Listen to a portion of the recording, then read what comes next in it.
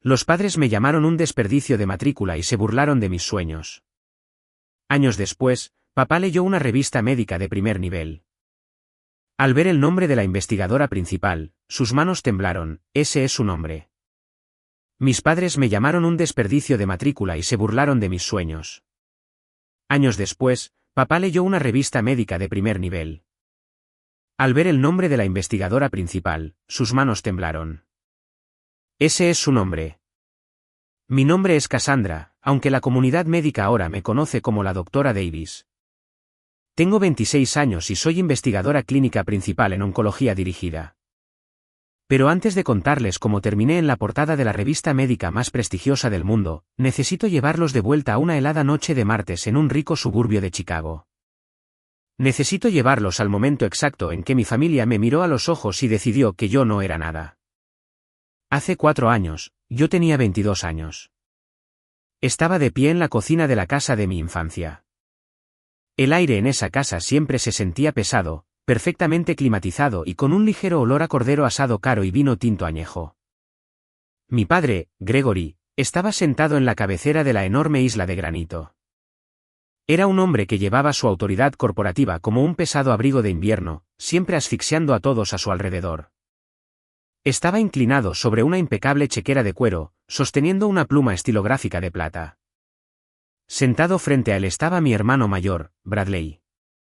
Bradley llevaba una impecable sudadera universitaria, luciendo descansado, engreído y completamente imperturbable por la enorme cantidad de riqueza que se le estaba entregando. Parecía un príncipe esperando su corona. Mi madre, Cynthia, estaba de pie detrás de Bradley, apoyando sus manos perfectamente cuidadas sobre los hombros de él, prácticamente brillando de orgullo maternal.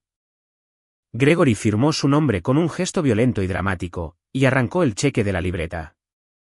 Se lo entregó a Bradley a través del granito. Era un cheque por $85.000. Era para cubrir la matrícula premédica de élite de Bradley y sus gastos de manutención para el año. No hubo dudas.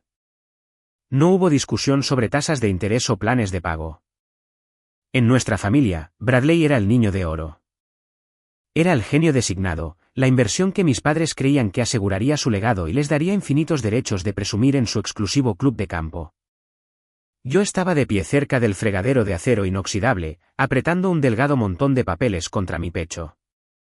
Era una solicitud estándar de préstamo estudiantil para el programa de bioquímica de la Universidad Estatal. Yo no estaba pidiendo una limosna. No estaba pidiendo una fracción de los $85.000 que acababan de entregarle a mi hermano. Ya había conseguido ayuda financiera parcial. Todo lo que necesitaba de Gregory y Cynthia era una simple firma. Solo necesitaba una balista para que el banco procesara el préstamo. Yo asumiría toda la deuda. Trabajaría para pagar cada centavo. Todo lo que necesitaba era que creyeran, solo por un segundo, que yo valía la tinta de esa pluma de plata. Miré las manos de Bradley mientras doblaba el enorme cheque. Sus manos eran suaves, sin imperfecciones y pálidas. Nunca habían conocido un día de trabajo duro real. Me miré mis propias manos. Mis nudillos estaban secos de fregar platos y trabajar a tiempo parcial en tiendas minoristas solo para poder pagar mis libros de texto. Esa era la jerarquía de nuestra familia expuesta bajo la brillante iluminación empotrada de la cocina. El dinero no era solo moneda para Gregory y Cynthia. El dinero era una herramienta de control absoluto, y era su métrica principal para el amor. Si te financiaban, importabas. Si no lo hacían, eras invisible. Respiré hondo, luchando contra la tensión en mi garganta. Di un paso adelante y coloqué mi solicitud de préstamo en la encimera de granito, justo al lado de la taza de café vacía de Gregory. Mantuve mi voz firme, profesional, casi suplicando pero negándome a rogar. Le dije que la fecha límite para la oficina de ayuda financiera era el viernes. Le dije que si tan solo firmaba en la línea inferior, yo me encargaría de absolutamente todo lo demás. No lo volvería a molestar. Gregory ni siquiera tomó la pluma. No miró el papeleo meticulosamente completado. No miró mi promedio de calificaciones ni la lista de clases de colocación avanzada que tanto había luchado por completar. Simplemente miró la solicitud de préstamo durante un largo y terrible momento, dejando que el silencio se extendiera hasta que se sintió como un peso físico presionando mi pecho. En lugar de alcanzar su pluma, Gregory metió la mano en su chaqueta de traje a medida. Sacó un trozo de papel brillante y de colores vivos que había sido doblado en 3 partes. Lo colocó directamente sobre mi solicitud de préstamo, cubriendo mi nombre cuidadosamente escrito a máquina, y lo empujó hacia mí a través de la lisa encimera de granito. Miré hacia abajo. Era un folleto. La portada mostraba a una mujer sonriendo brillantemente mientras sostenía un secador de pelo y un cepillo redondo. Las letras de color rosa brillante en la parte superior decían, Academia Avanzada de Cosmetología y Estética. Me quedé mirando las letras rosas. Mi cerebro luchaba por procesar la pura audacia del insulto. Le pregunté, con la voz apenas por encima de un susurro, ¿qué se suponía que significaba esto? Gregory cruzó las manos sobre la mesa, se recostó en su costosa silla y me miró con ojos tan fríos que podrían congelar el agua. Él dijo, y recordaré estas palabras hasta el día de mi muerte, eres un desperdicio de matrícula, Cassandra. La ciencia requiere un cierto calibre de intelecto. Bradley lo tiene. Tú absolutamente no lo tienes. No vamos a facilitar una fantasía ridícula que termine contigo abandonando los estudios y arruinando mi puntaje de crédito cuando inevitablemente fracases. Miré desesperadamente a mi madre. Pensé que seguramente Cynthia intervendría. Pensé que una madre intervendría y detendría a su esposo de aplastar el espíritu de su hija. Pero Cynthia simplemente ladeó la cabeza y me ofreció una sonrisa tensa y condescendiente que goteaba dulzura falsa. Le dio unas palmaditas en el hombro a Bradley y murmuró que la cosmetología era una carrera perfectamente dulce para una chica con mis limitaciones específicas. De hecho, me dijo que siempre se me había dado también trenzar el cabello para los bailes de la escuela secundaria, así que ¿por qué forzarme a un entorno académico estresante donde simplemente no podía competir? Desde el otro lado de la mesa, Bradley dejó escapar una sonrisa baja y arrogante. No dijo ni una sola palabra. No tuvo que hacerlo. Simplemente tomó su vaso de agua con gas y dio un sorbo, disfrutando del espectáculo. En ese momento exacto, algo fundamental cambió dentro de mi cerebro. Las personas que crecen en hogares sanos y de apoyo a menudo me preguntan por qué no grité. Me preguntan por qué no lloré, ni volqué la mesa, ni le tiré el folleto rosa en la cara engreída de Gregory. Pero cuando creces en una dinámica familiar fuertemente narcisista, aprendes rápidamente que discutir requiere una realidad compartida. Mis padres y yo no compartíamos una realidad. Vivían en un delirio curado donde Bradley era un rey y yo era una campesina destinada a servir a su sombra. Cualquier lágrima que derramara solo se usaría como prueba de que era demasiado emocional e inestable para la ciencia. Cualquier ira que mostrara sería convertida en un arma para justificar su crueldad. Así que no lloré. La ira que inundó mis venas era demasiado fría para las lágrimas. Era una furia silenciosa y calculadora. Recogí el folleto rosa. Recogí mi solicitud de préstamo sin firmar. Me di la vuelta y subí las escaleras alfombradas hacia mi habitación. Saqué 2 bolsas de lona del fondo de mi armario. Empaqué mi pesada ropa de invierno, mis artículos de aseo básicos, mis libros de texto de ciencias y el frasco de vidrio que contenía los pocos cientos que había ahorrado doblando suéteres en el centro comercial. No escribí una dramática nota de despedida. No di portazos. Bajé por la escalera trasera y salí por la puerta de la cocina hacia el viento helado y amargo del invierno de Chicago. Me alejé de la red de seguridad de $85.000 y di un paso hacia lo absoluto y aterrador desconocido. Encontré un lugar para vivir en las afueras industriales de la ciudad. Era una pequeña habitación sin ventanas situada directamente encima de un negocio de tintorería comercial. El alquiler era barato, pero el aire dentro de ese apartamento era espeso y siempre sabía ligeramente a almidón industrial caliente, gases de escape y detergente barato. No había isla de granito. No había control de clima. El radiador tintineaba violentamente en medio de la noche y las tablas del suelo se inclinaban hacia la izquierda.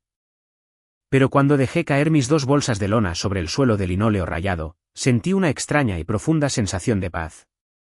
Esta caja húmeda y sin ventanas era el primer espacio en toda mi vida que no pertenecía a Gregory y Cynthia. Era completamente mío.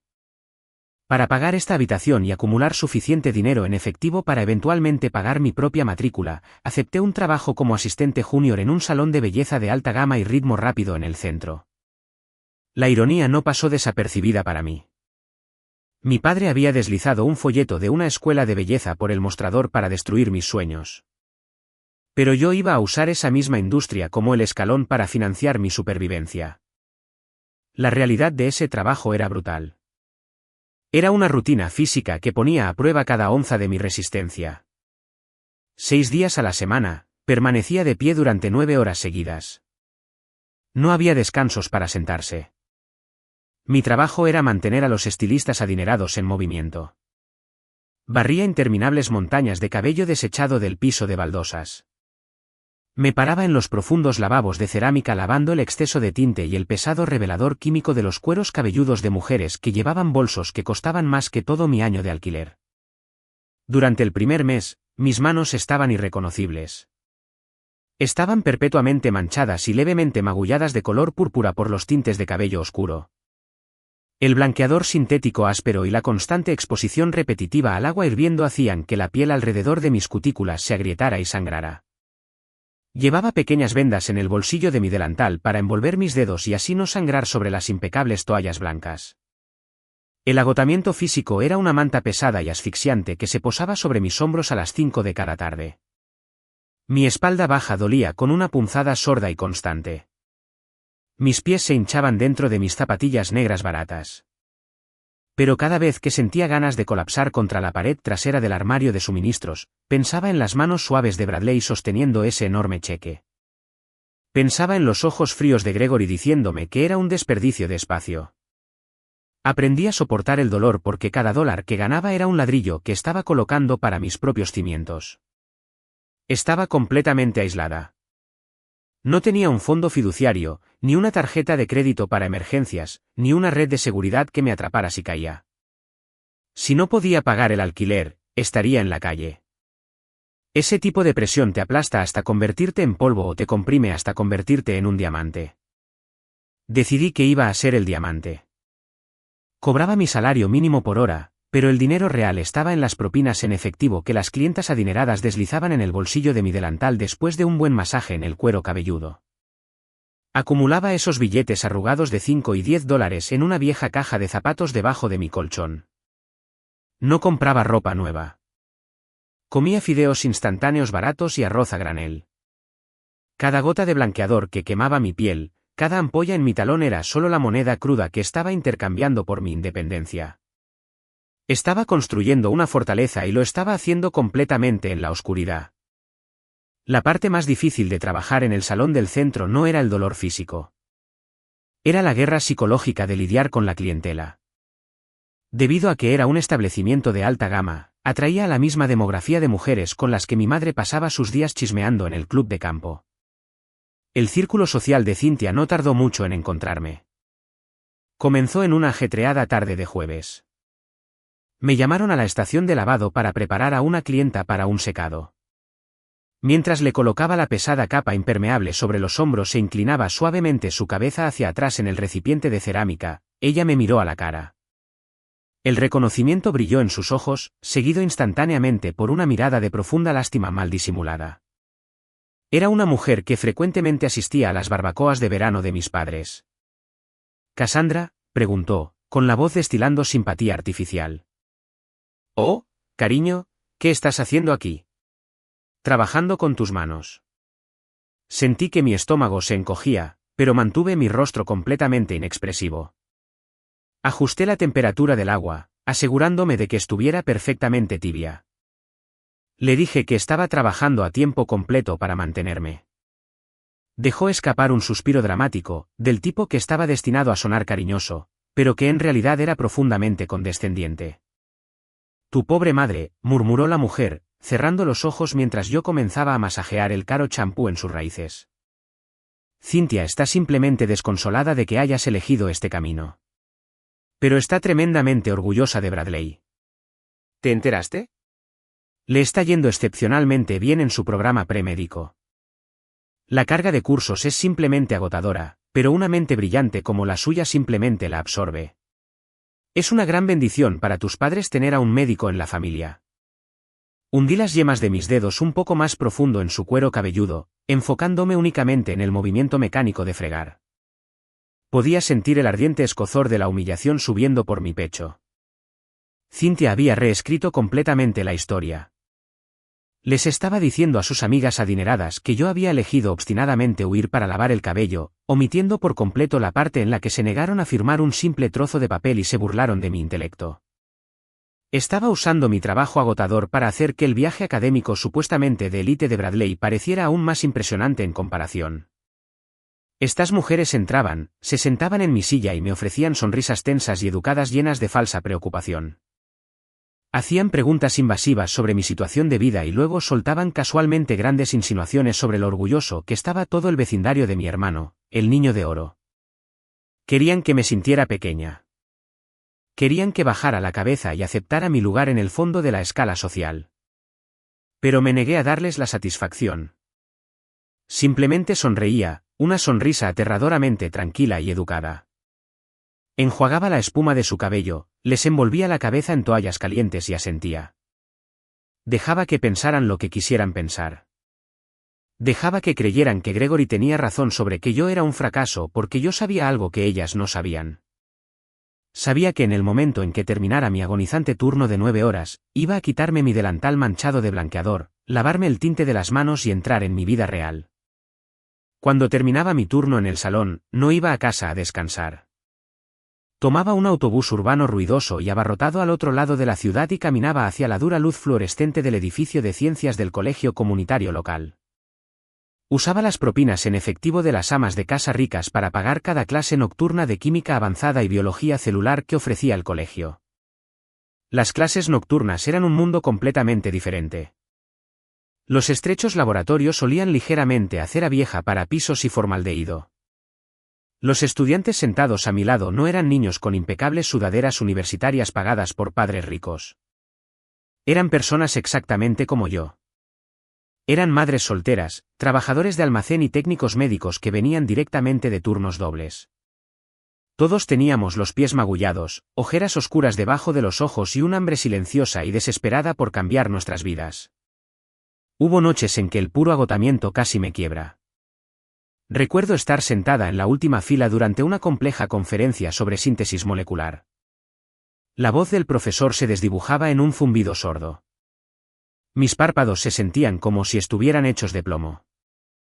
En esos momentos de debilidad, el fantasma de la voz de mi padre resonaba en mi mente. Podía escuchar su tono frío y retumbante diciéndome que estaba fuera de mi alcance, que pertenecía a la estación de lavado, que mi cerebro simplemente no estaba construido para el rigor de la ciencia.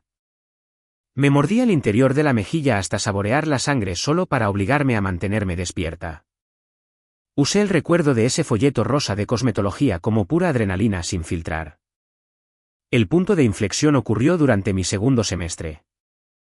Estaba tomando una clase avanzada de química orgánica impartida por una mujer increíblemente severa que reprobaba a la mitad de sus estudiantes simplemente porque se negaba a bajar sus estándares académicos.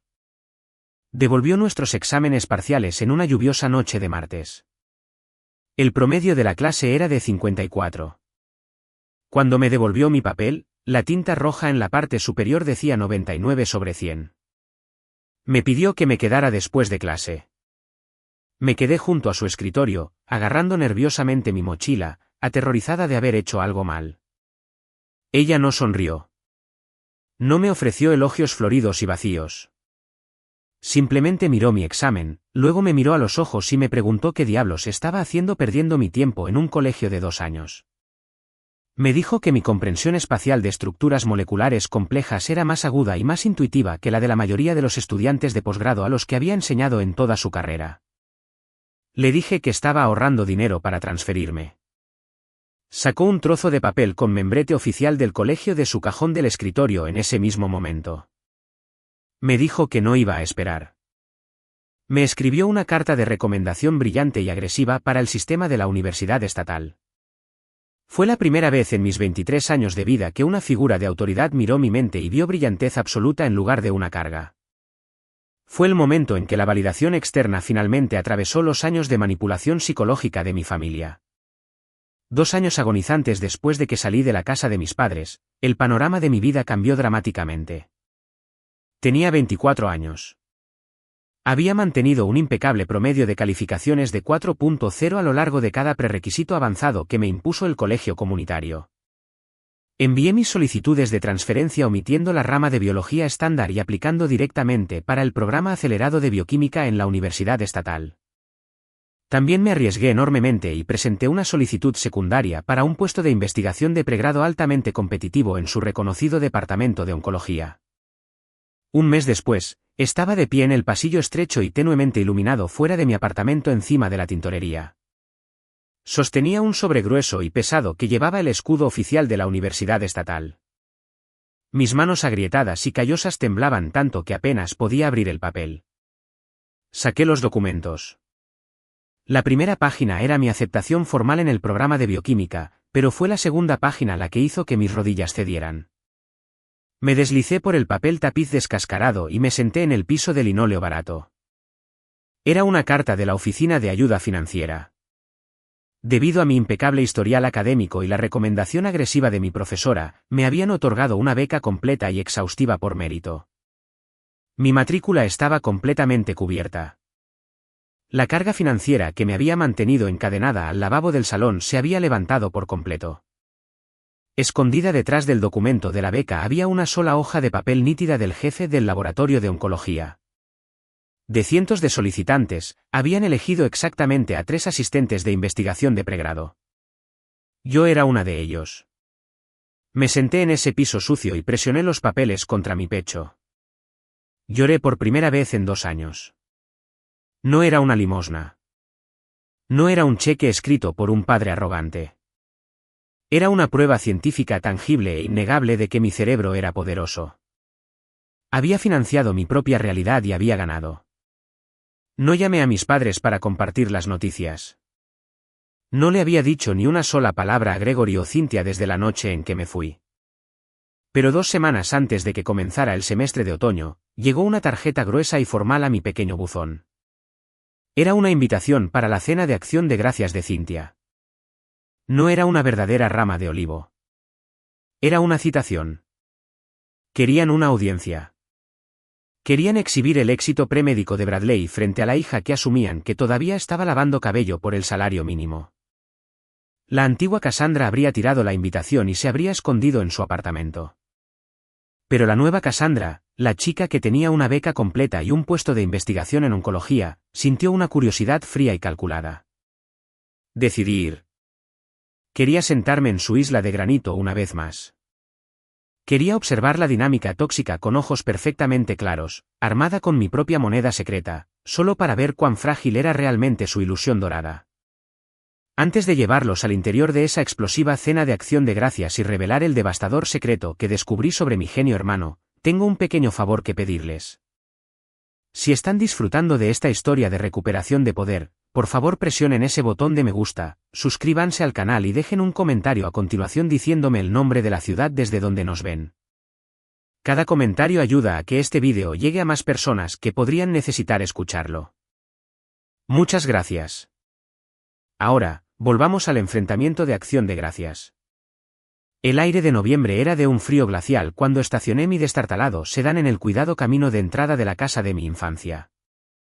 La casa se veía exactamente como la recordaba, imponente, impecable y diseñada específicamente para intimidar a cualquiera que no perteneciera al círculo social de élite que Gregory y Cynthia veneraban.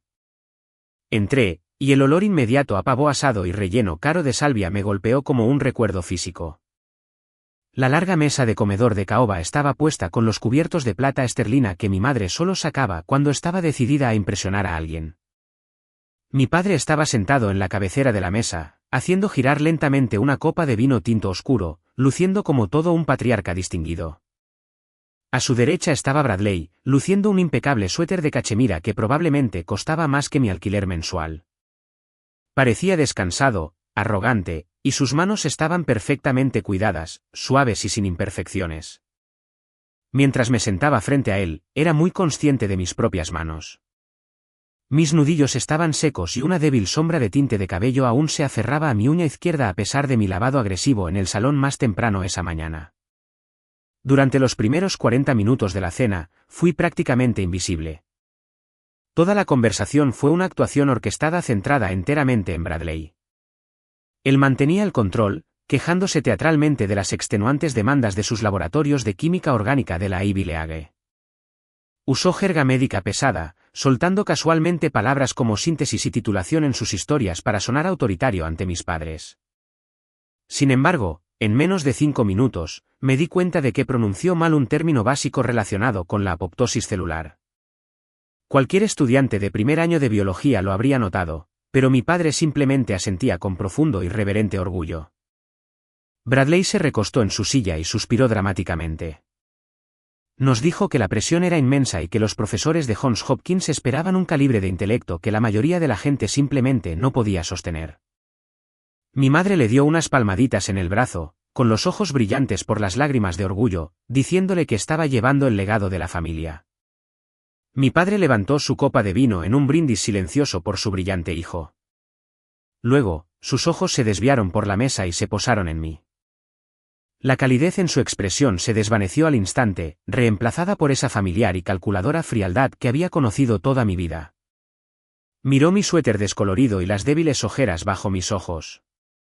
Apoyó los codos en la mesa y me ofreció una sonrisa burlona y cruel.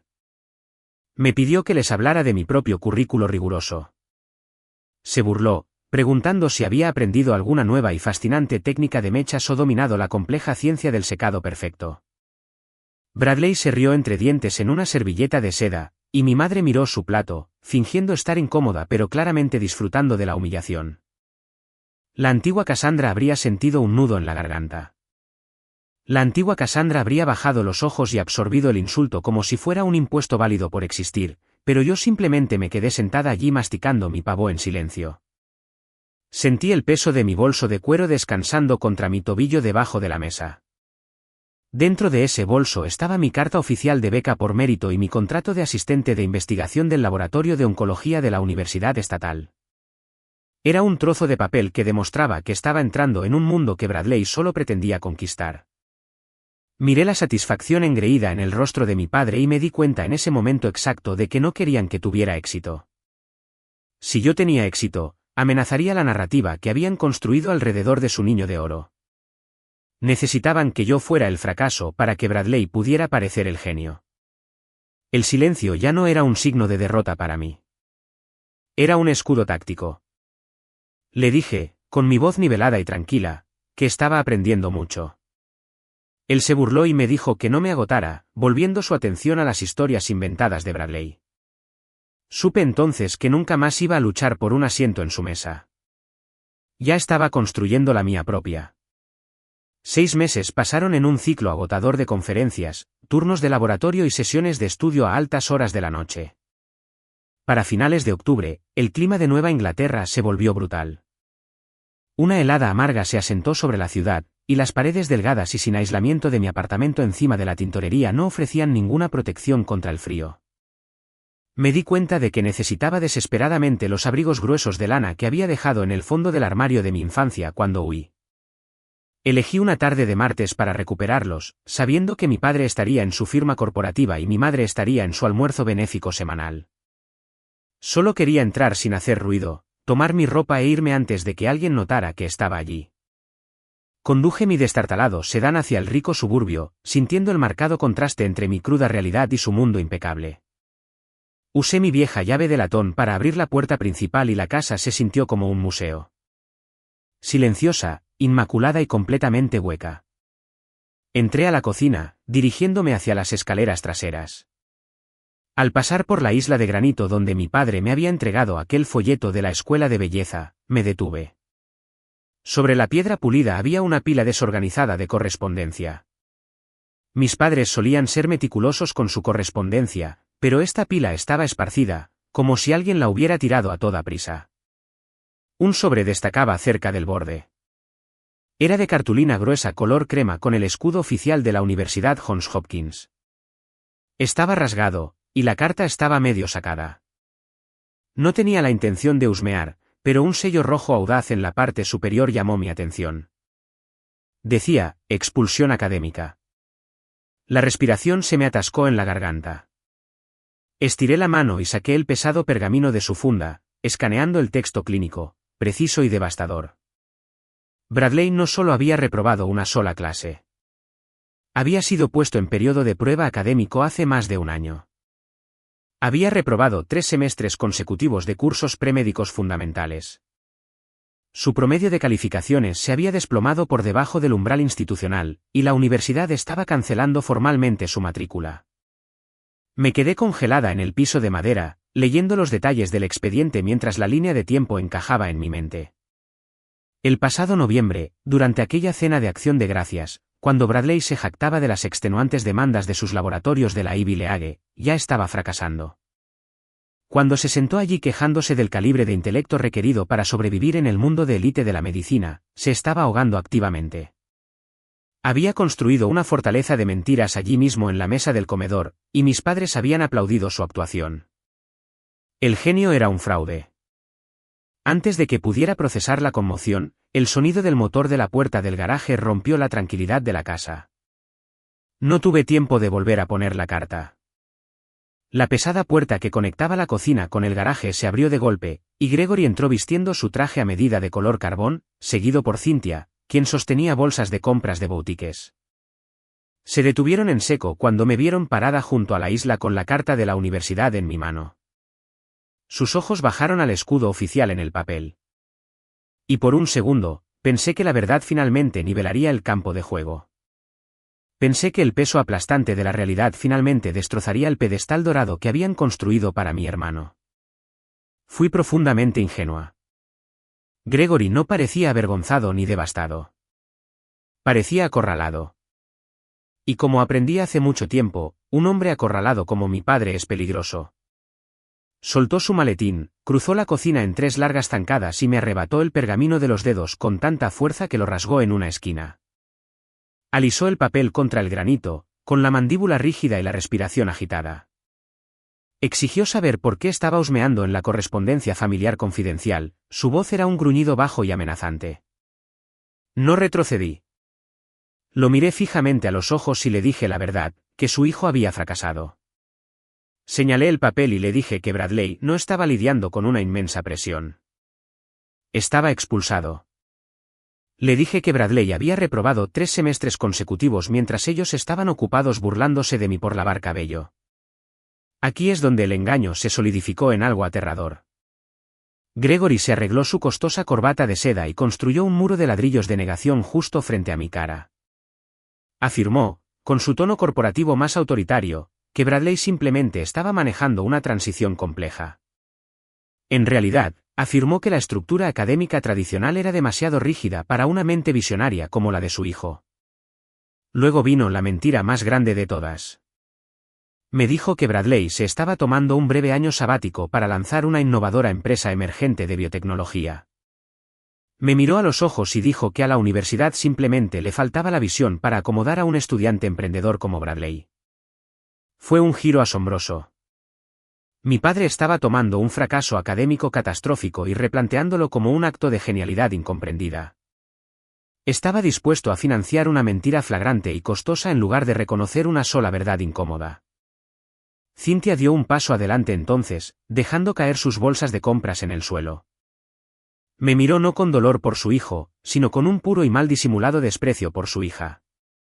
Siseo que yo no podía esperar para encontrar algo que usar en su contra. Su voz, generalmente goteando con dulzura condescendiente, ahora era aguda y cruel.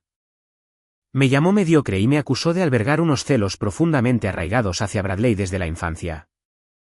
Dijo que había entrado en su hogar sin invitación solo para derribar a la única persona en nuestra familia destinada a la grandeza. La habitación se inclinó levemente mientras la fría realidad me bañaba. Ninguna cantidad de logros de mi parte superaría jamás su desesperada necesidad de venerar a Bradley. Si él fracasaba, reescribirían las reglas del éxito para acomodarlo. Si yo tenía éxito, ignorarían el juego por completo. No querían una hija que pudiera rivalizar con su hijo de oro. Querían un chivo expiatorio para absorber sus sombras. Me di cuenta entonces de que discutir era inútil porque no compartíamos una realidad. Vivían en una fantasía curada donde Bradley era un rey y yo era una campesina. Decidí en ese mismo momento que había terminado de intentar asaltar su castillo. No alcé la voz ni derramé una sola lágrima. Les dije que podían quedarse con sus abrigos de invierno, me di la vuelta y salí por la puerta principal sin mirar atrás. Entré en mi auto frío, encendí el motor y abrí la aplicación de mi compañía de telefonía celular. Con unos pocos toques en la pantalla, solicité un cambio permanente a mi número de teléfono. Corté el cordón digital, borrando su capacidad de comunicarse conmigo nunca más. Me alejé de los jardines cuidados y me dirigí de regreso hacia el horizonte industrial y arenoso de la ciudad. Me dirigía de regreso al laboratorio, el único lugar en el mundo donde los hechos importaban más que los linajes. La ciencia no miente, y estaba a punto de sumergirme tan profundamente en la verdad que todo el mundo médico no tendría más remedio que aprender mi nombre. Estacioné mi destartalado sedán en la estructura de estacionamiento de concreto detrás del Hospital de Investigación de la Universidad Estatal. El brillante letrero de neón de la sala de emergencias iluminaba el oscuro cielo de noviembre. Caminé a través de las puertas corredizas de vidrio, pasé mi placa de identificación de plástico y tomé el elevador de carga hasta el ala de investigación oncológica. El aire allí arriba era diferente. Olía a alcohol estéril, placas de agar y desinfectante para pisos. Era un olor frío y agudo, pero para mí, era el olor del santuario. Cambié mi abrigo por una bata blanca de laboratorio y entré al laboratorio principal, una vasta extensión de mesas de acero inoxidable, centrífugas zumbantes y monitores de computadora brillantes. Este era el dominio de la doctora Donovan. Era una pionera en la inmunoterapia celular dirigida, y el ser humano más exigente que había conocido. La doctora Donovan era una mujer de unos 50 años con ojos grises y penetrantes, un corte de cabello estilo bob recto y el hábito de usar mocasines de cuero desgastados. Se había abierto camino a través de un campo médico dominado por hombres décadas atrás y no tenía paciencia para el ego o la fragilidad. A ella no le importaba el pedigrí de la familia Davis o que Bradley fuera supuestamente un genio. A ella solo le importaba la precisión, la disciplina y los datos verificables. Durante mi primera semana, me había entregado una pila imponente de resultados de ensayos clínicos de un estudio farmacéutico fallido y me dijo que encontrara el defecto en la metodología. Me llevó 3 días saltarme comidas y dormir en un catre estrecho en la sala de descanso, pero encontré el error estadístico enterrado en lo profundo de los datos del grupo de control. Cuando le entregué mi informe, lo leyó en silencio, lo arrojó sobre su escritorio y asintió una vez. A partir de ese momento, me empujó más fuerte que a cualquier otra persona en el departamento. Los siguientes 2 años se convirtieron en un torbellino de búsqueda académica y científica implacable. Prácticamente vivía dentro de ese laboratorio trabajando turnos dobles realizando ensayos y registrando reacciones moleculares. Cuando llegaron las vacaciones de invierno, no decoré un árbol ni asistí a fiestas festivas. Pasé la Nochebuena trazando estructuras de proteínas mientras comía galletas rancias de una máquina expendedora. Pasé el día de Año Nuevo calibrando microscopios electrónicos. Vertí cada onza del rechazo, la expulsión y las comparaciones tóxicas de mi infancia directamente en esas placas de Petri. Mis padres me habían dicho que me faltaba el intelecto para este mundo. Entonces, decidí aprender cada micromilímetro de él. El agotamiento punzante en mis ojos y el dolor permanente en mi espalda baja eran medallas de honor. Nuestro proyecto principal se centraba en las células de linfoma resistentes, tratando de entender por qué ciertos tumores agresivos podían repeler los ataques dirigidos del sistema inmunológico. La tasa de fracaso de nuestros experimentos era asombrosa y semanas de preparación terminaban rutinariamente en células muertas y datos inútiles. Era un trabajo frustrante y tedioso que quebraba los espíritus de muchos estudiantes de posgrado. Pero yo era inmune a ese tipo de frustración. Había pasado 2 décadas viviendo en una casa donde mi esfuerzo nunca fue suficiente. Un experimento fallido en un laboratorio no era nada en comparación con el fracaso diario de intentar ganar el amor de mi padre. Estaba lista para quedarme en ese laboratorio hasta que las células revelaran sus secretos. A medida que me enterraba en el mundo microscópico de la investigación celular, la distancia entre mi vida y la que mis padres estaban fabricando para Bradley creció hasta convertirse en un cañón vasto e insalvable. Mientras yo estaba de pie durante 12 horas al día, midiendo meticulosamente reactivos químicos y documentando cambios diminutos en los pliegues de proteínas, Bradley estaba viviendo una vida que era completamente actuada. Yo no tenía vida social. No tenía días libres y apenas tenía suficiente dinero para cubrir mis alimentos básicos. Mis manos ya no estaban manchadas con el blanqueador del salón, pero estaban encallecidas por manipular pipetas microscópicas y portaobjetos de vidrio estériles. Estaba prosperando en el lugar exacto en el que mi padre juró que nunca podría sobrevivir. Ocasionalmente, la curiosidad se apoderaba de mí y usaba una computadora de la biblioteca para mirar las redes sociales de Bradley, aunque nunca lo hacía desde mis propias cuentas. El contraste era nauseabundo.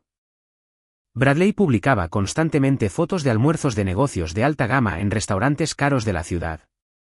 Publicaba fotos de sí mismo en trajes a medida, de pie frente a espacios de oficinas con paredes de vidrio que claramente estaban vacíos, acompañados de descripciones sobre alterar el espacio biotecnológico y la cultura del ajetreo. Estaba interpretando el papel de un emprendedor visionario y Gregory claramente estaba pagando la cuenta del disfraz. Usaba palabras de moda médicas que no entendía para atraer a capitalistas de riesgo en sitios de redes profesionales. Parecía pulido, exitoso y arrogante. Mientras tanto, yo dormía en un catre en una sala de descanso que olía a café viejo y ozono. Él estaba siendo celebrado por una mentira mientras que yo estaba siendo ignorada por la verdad. Pero a medida que registraba más horas en el laboratorio, me di cuenta de que a la ciencia no le importa el marketing o los trajes a medida. No se puede presionar a una proteína para que cambie su estructura, y no se puede hacer una red de contactos para que una célula tumoral muera. Los datos están ahí o no lo están. Bradley estaba construyendo un mundo de arena, y yo podía ver que la marea estaba subiendo. Mis padres estaban liquidando su jubilación y sacando segundas hipotecas para financiar el alquiler de su oficina y sus almuerzos lujosos, apostando todo su legado en un hijo que había sido expulsado por fracaso académico. Se estaban ahogando en las consecuencias de sus propias elecciones, pero se negaban a mostrar una sola grieta en la fachada. Gregory todavía presidía en su club de campo, agitando bourbon caro y discutiendo avances médicos como si fuera un igual a la élite científica.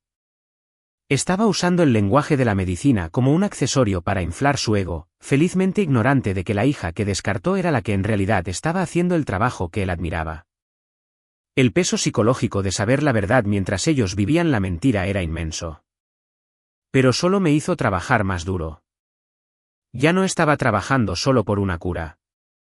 Estaba trabajando para asegurar que cuando su castillo de naipes finalmente cayera, mis cimientos estuvieran hechos de piedra.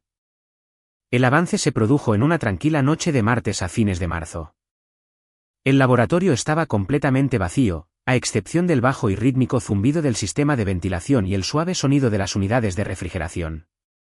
El reloj de la pared marcaba exactamente las 3:14 de la mañana. Estaba realizando un examen de rutina en un nuevo lote de células resistentes que habíamos introducido a una enzima experimental. Preparé el portaobjetos de vidrio, lo coloqué cuidadosamente bajo el microscopio electrónico y me incliné hacia adelante para mirar a través de las lentes dobles. Ajusté la perilla de enfoque, trayendo el universo microscópico a un relieve nítido. Esperaba ver la secuencia habitual, las células tumorales permaneciendo intactas, sus rígidas paredes exteriores desviando la enzima sintética tal como lo habían hecho 100 veces antes. Pero la imagen en la pantalla era incorrecta. Parpadeé, frotándome los ojos cansados, y me incliné de nuevo. Las células no solo estaban muriendo. Las cadenas de proteínas estructurales se estaban deshaciendo en una rápida cascada secuencial. Parecía una cremallera microscópica que se abría desde el centro. La enzima sintética no estaba atacando la pared celular desde el exterior. Estaba activando un receptor específico que causaba que el tumor desmantelara sus propias defensas desde adentro hacia afuera. Era un efecto dominó que nadie en nuestro departamento había teorizado jamás, y mucho menos documentado. Mi corazón golpeó contra mis costillas tan fuerte que el ruido sordo y rítmico resonó en mis oídos, ensordeciendo el zumbido del equipo. Me aparté del microscopio y por una fracción de segundo, el fantasma de mi padre entró en mi mente. Su voz retumbante susurró que estaba cometiendo un error de principiante, que solo era una desertora de la escuela de belleza mirando una muestra contaminada. Me dijo que mi cerebro no estaba equipado para comprender la bioquímica de alto nivel. Me negué a dejar que su voz ganara. Obligué a mi respiración a disminuir y confié en la fría y dura disciplina que la doctora Donovan me había inculcado. Me puse de pie, caminé hacia la campana de contención estéril y preparé una segunda muestra desde cero, midiendo cada reactivo con una precisión agonizante. Coloqué el nuevo portaobjetos debajo de la lente. Ocurrió exactamente la misma secuencia de desentrañamiento. Ejecuté el ensayo por tercera vez usando un lote de control completamente diferente solo para eliminar cualquier posibilidad de contaminación. A las 4 de la mañana, de pie en el laboratorio silencioso y brillante, los datos eran innegables. La vía era real. Me temblaban las manos mientras sacaba el teléfono del bolsillo de mi bata de laboratorio y buscaba el número personal de la doctora Donovan. Llamar a una jefa de departamento antes del amanecer era una forma rápida de ser despedida si la emergencia no era genuina. Pero presioné el botón de todos modos. Ella respondió al cuarto timbre, con la voz espesa por el sueño y la irritación. Mantuve mi voz firme y le dije que necesitaba venir al laboratorio de inmediato. Le dije que las cadenas de proteínas se estaban deshaciendo desde adentro. Hubo una pesada pausa en el otro extremo. La irritación se desvaneció, reemplazada por un enfoque agudo e intenso. Me dijo que no tocara la muestra y que salía de su casa de inmediato. 20 agonizantes minutos después, la doctora Donovan entró en la habitación con una gabardina sobre pantalones de chándal. No me dijo ni una palabra. Caminó directamente hacia el microscopio y se sentó. Me quedé 2 pies detrás de ella, conteniendo la respiración durante 10 minutos completos mientras ella examinaba el portaobjetos y las tasas de descomposición digital. Finalmente, se recostó y se quitó las gafas de lectura. Se volvió para mirarme, y la expresión severa e implacable que usaba habitualmente había desaparecido, reemplazada por un respeto silencioso y profundo. Susurró mi nombre, y me preguntó si entendía lo que acababa de encontrar. Asentí, incapaz de hablar. Caminó hacia la pizarra de borrado en seco, borró nuestro horario semanal y escribió el título de nuestro nuevo subproyecto en letras negritas. Debajo, escribió investigadora principal, seguido de mi nombre. Me dijo que había encontrado la vía y verificado la secuencia. Y aunque ella guiaría los ensayos clínicos, estos eran mis datos. No estaba siendo borrada para proteger un ego. Estaba siendo elevada porque mi trabajo se lo ganaba. Los siguientes 2 años fueron un maratón brutal y agonizante de revisión por pares y escrutinio implacable. Cuando afirmas haber descubierto una vía novedosa que obliga a los tumores agresivos a desmantelarse a sí mismos, el sistema médico global exige una metodología impecable. Soportamos auditorías de biólogos independientes y oncólogos de alto rango que intentaron encontrar incluso el más mínimo margen de error. Presentamos nuestros datos sin procesar y los parámetros de los ensayos clínicos a la junta académica más implacable que existe.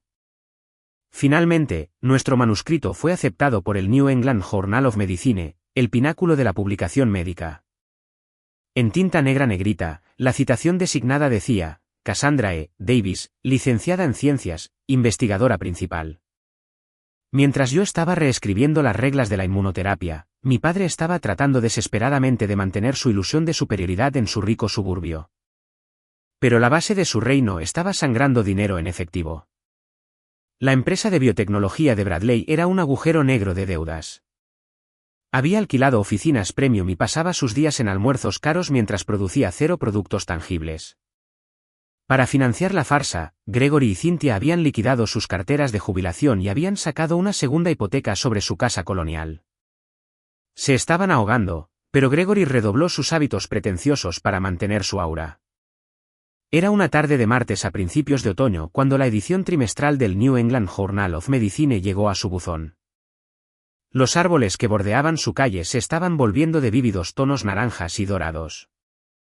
Gregory entró en su entrada, recogió el correo y caminó hacia su casa tranquila y vacía. Cynthia estaba fuera en una subasta silenciosa para mantener las apariencias sociales, y Bradley supuestamente estaba en una reunión de capital de riesgo. Gregory fue a su estudio privado, se sirvió 2 dedos de whisky escocés de pura malta de 18 años y se sentó en su sillón de cuero favorito. Abrió la revista médica, con la intención de encontrar un artículo denso al que pudiera hacer referencia vagamente durante su juego de golf a la mañana siguiente para sonar inteligente.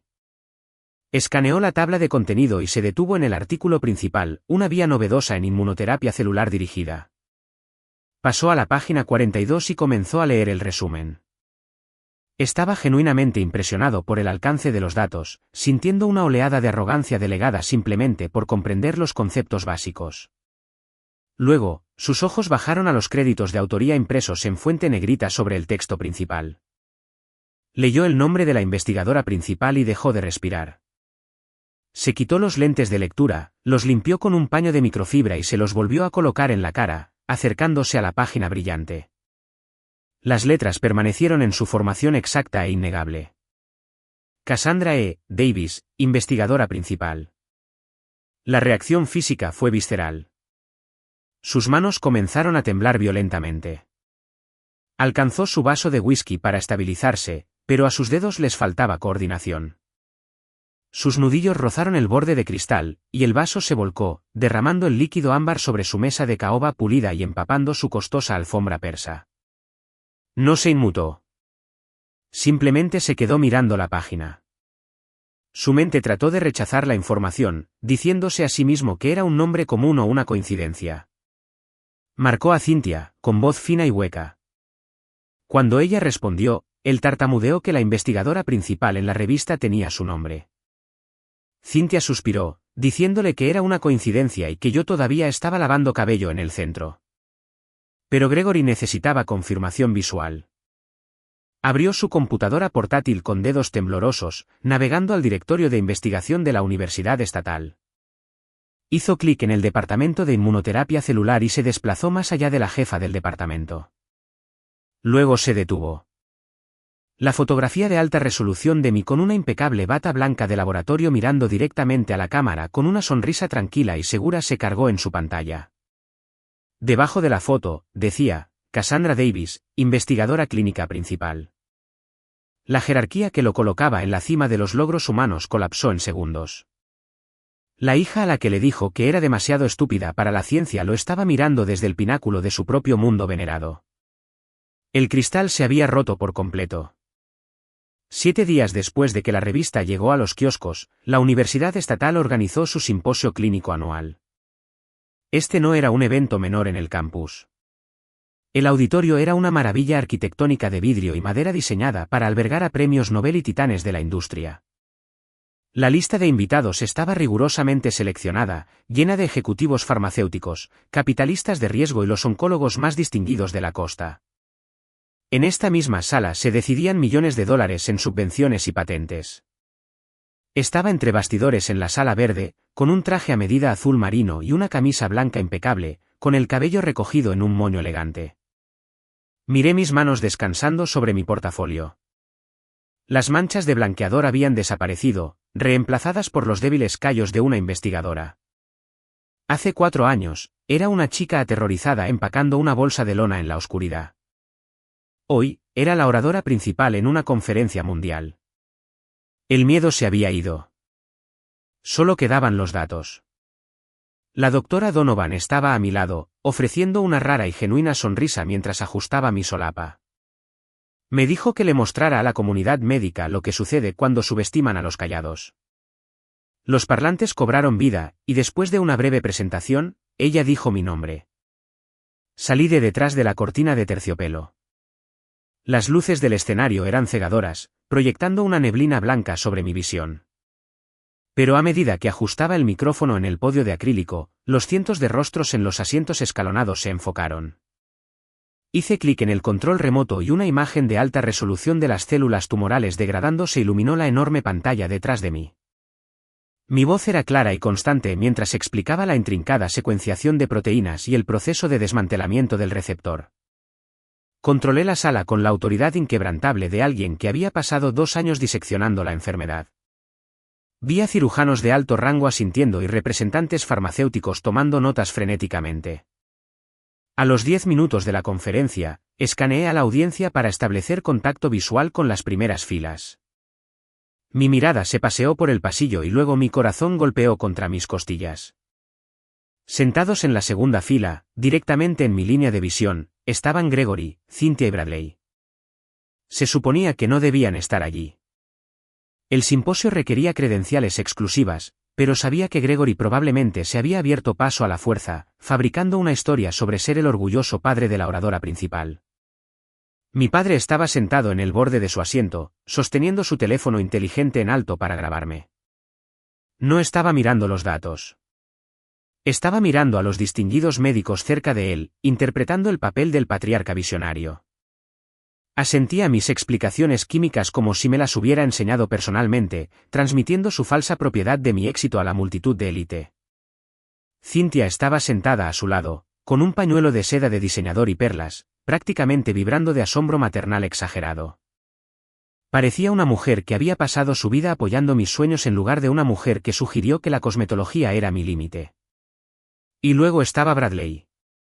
Parecía un fantasma vacío. Su traje a medida colgaba holgadamente en su cuerpo, resaltando una repentina y poco saludable pérdida de peso. Estaba pálido, su postura a la defensiva y sus ojos estaban oscuros con amargo resentimiento. El niño de oro se vio obligado a ver a la hermana de la que se burlaba impartir una clase magistral a la élite mundial.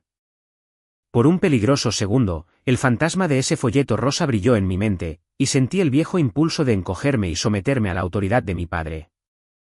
Agarré los bordes del podio de acrílico hasta que el plástico se clavó en mis palmas, conectándome con la realidad. Ya no estaba en su cocina. Estaba en mi arena. Miré directamente a la lente de la cámara de mi padre y no vacilé. Elevé mi vocabulario y hablé con una precisión clínica rápida que no dejó margen de duda. Demostré que yo era dueña de la ciencia. Terminé con un resumen de los próximos ensayos y di un paso atrás. El auditorio estalló. Cientos de líderes de la industria se levantaron en una ovación de pie ensordecedora. Miré hacia la segunda fila. Gregory y Cynthia ya estaban empujando agresivamente a los otros ejecutivos, desesperados por llegar al escenario para reclamar su premio. Pero yo tenía las llaves de una puerta que nunca podrían desbloquear. El rugido del auditorio fue una fuerza física mientras bajaba las escaleras alfombradas del escenario. Los representantes farmacéuticos ya se movían rápidamente por los pasillos, sosteniendo tarjetas de presentación y buscando derechos de licencia. La doctora Donovan se interpuso como una barrera formidable entre mí y la multitud. De repente, una voz teatral y retumbante perforó el murmullo profesional. «Abran paso, por favor. Esa es mi hija allá arriba». Gregory se abría paso empujando, usando sus anchos hombros para apartar a la gente de su camino. Necesitaba que los multimillonarios de la sala supieran que mi brillantez pertenecía a su linaje. Cynthia lo siguió, con el rostro estirado en una sonrisa amplia y desesperada, interpretando el papel de la madre cariñosa para cualquiera que estuviera mirando. «Nuestra hija, el genio», anunció Gregory, su voz resonando en el techo. Llegó al círculo íntimo y abrió los brazos de par en par, un gesto grandioso diseñado para forzar un abrazo público y hacerme ver como la hija devota. Asumió que la presión de la multitud me obligaría a cumplir. Asumió mal. Cuando se lanzó hacia adelante, simplemente levanté mi mano derecha, bloqueé mi codo y presioné mi palma plana firmemente contra el centro de su pecho. El bloqueo físico fue rígido e inquebrantable, deteniéndolo en seco. La risa retumbante murió en su garganta y los inversores circundantes guardaron silencio. Lo miré directamente a los ojos y hablé con desapego clínico. «Gregory», le dije, «¿qué haces aquí?» El sonido de su primer nombre lo golpeó como un golpe físico. En 26 años, nunca lo había llamado de otra manera que papá, un título que simbolizaba su autoridad. Despojarlo de ese título frente a sus pares fue una degradación innegable. Su fachada corporativa se agrietó, revelando pánico genuino. Susurró que me estaban celebrando y que eran mi familia. Cynthia extendió la mano. Sus dedos cuidados temblaban mientras intentaba agarrar mi brazo, murmurando sobre cómo siempre supieron que yo tenía un potencial extraordinario. Miré a la mujer que me dijo que la cosmetología era mi límite, y que me llamó una carga mediocre cuando encontré los papeles de expulsión de Bradley. Rezabado detrás de ellos estaba Bradley, pareciendo un hombre caminando hacia su ejecución con un traje demasiado grande. Se negó a mirarme a los ojos. Un socio principal de una firma de capital de riesgo se aclaró la garganta y preguntó si había algún problema. Gregory se apresuró a afirmar su dominio, diciéndole al inversor que él era Thomas Davis y que había financiado mi educación inicial y estábamos explorando aplicaciones comerciales juntos. Era una mentira asombrosa. Estaba tratando de monetizar el intelecto que había descartado. Me volví hacia el inversor con una sonrisa profesional y le dije que no había ningún problema, solo algunos invitados inesperados de mi pasado. Le dije al inversor que le dejara su tarjeta a mi jefa de departamento. Luego me volví hacia Gregory, Cynthia y Bradley. Su desesperación era algo tangible en el aire. No vamos a tener esta conversación en medio de un simposio, dije, con mi voz tan afilada como un bisturí. Síganme. Les di la espalda y caminé hacia las puertas insonorizadas de la sala verde privada. Los estaba alejando de su audiencia y llevándolos directamente a un choque de realidad que nunca olvidarían. La pesada puerta de roble de la sala verde se cerró de golpe y el sello acústico encajó, cortando el rugido de la multitud. En el repentino y asfixiante silencio, la calidez actuada se evaporó de los rostros de mis padres. Gregory abandonó la rutina de padre orgulloso al instante, sus hombros se tensaron y su sonrisa se transformó en un ceño fruncido duro y familiar. Aflojó su corbata de seda con un tirón, ya no era un padre radiante, sino un monarca reinante avergonzado por un súbdito desobediente. Las lágrimas fabricadas de Cynthia se secaron mientras inspeccionaba la tapicería de felpa con pura envidia. Bradley se quedó cerca de la puerta, luciendo frágil y cruzando los brazos en un débil intento de proyectar autoridad. Gregory dio 2 pasos pesados hacia mí y espetó: «¿Es así como saludas a tu familia?». Usó el tono exacto diseñado para hacerme someter. Me dijo que después de todo lo que hicieron por mí, lo había tratado como a un extraño y lo había hecho quedar como un tonto frente a sus pares. No me encogí. Le dije que se hizo quedar como un tonto al tratar de presentarse como mi respaldo financiero ante un hombre que maneja adquisiciones de miles de millones de dólares. Bradley dejó escapar una burla amarga y tosca y se burló de que yo solo era una asistente de pregrado que tuvo suerte lavando el tubo de ensayo correcto. No defendí mis credenciales. En su lugar, metí la mano en mi portafolio y saqué el folleto descolorido de cosmetología rosa de hace 4 años. Caminé por la alfombra y se lo tendí a Gregory. Él lo tomó, y cuando se dio cuenta de lo que era, el color de la ira desapareció de su rostro. Su postura arrogante colapsó. «Ustedes no hicieron nada por mí», declaré, cada palabra un ataque quirúrgico. Le dije que él financió las mentiras de Bradley mientras me entregaba un insulto. Le dije que lavé cabello hasta que mis manos sangraron para pagar mis créditos mientras él fingía leer revistas médicas. Él no entendía. Cynthia intentó sus lágrimas manipuladoras de nuevo, gimiendo que habían cometido un error y que me amaban. Di un paso atrás fuera de su alcance. Le dije que ella no me amaba. Ella amaba la influencia y los inversores que yo ahora aseguraba. Gregory aplastó el folleto rosa en su puño y pivotó desesperadamente. Admitió que se habían equivocado, pero luego afirmó que eran una familia en una situación catastrófica y necesitaban mis recursos. Confesó que la empresa de Bradley estaba en problemas, que habían liquidado su jubilación y sacado una segunda hipoteca, y que se estaban ahogando. Corté a través de su jerga corporativa y le dije que no había ninguna empresa emergente. Había subsidiado un fraude para proteger su ego. Cynthia preguntó cómo podía ser tan cruel cuando Bradley estaba bajo presión, pero le dije que se habían llevado a la bancarrota tratando de comprar una realidad que nunca existió. Gregory dio otro paso más cerca y me instó a respaldar la empresa de Bradley ante mis inversores para salvar a la familia. Los miré con desapego clínico. Les dije que no necesitaba presentarle a Bradley a los inversores porque ya no necesitaba inversores. Mi patente fue adquirida ayer por la mañana. La codicia inundó sus rostros cuando Gregory se dio cuenta de que la adquisición fue por una alta suma de 7 cifras. Comenzó a planear cómo usar mi dinero para limpiar sus deudas. Pero saqué un documento legal y le dije que no hay manera. Los fondos fueron transferidos a un fideicomiso irrevocable garantizado. El 60% fue para el laboratorio de la doctora Donovan y el 40% fue para la Fundación Cassandra Davis para otorgar becas completas a estudiantes de bioquímica femeninas desfavorecidas. Crucé miradas con mi padre y pronuncié la verdad final. Estoy usando mi riqueza para financiar el tipo exacto de chicas a las que intentaste enviar a la escuela de belleza. Le dije que ni un solo centavo tocaría jamás sus cuentas bancarias. Cynthia dejó escapar un gemido agudo y devastado al darse cuenta de que su impecable estilo de vida se había ido. Gregory dejó caer el documento legal junto al folleto rosa arrugado. Él era un hombre arruinado y desesperado de pie bajo mi sombra. Cynthia me agarró de la manga, suplicando lealtad, pero despegué sus dedos. La biología nos hace parientes, dije. La lealtad nos hace familia.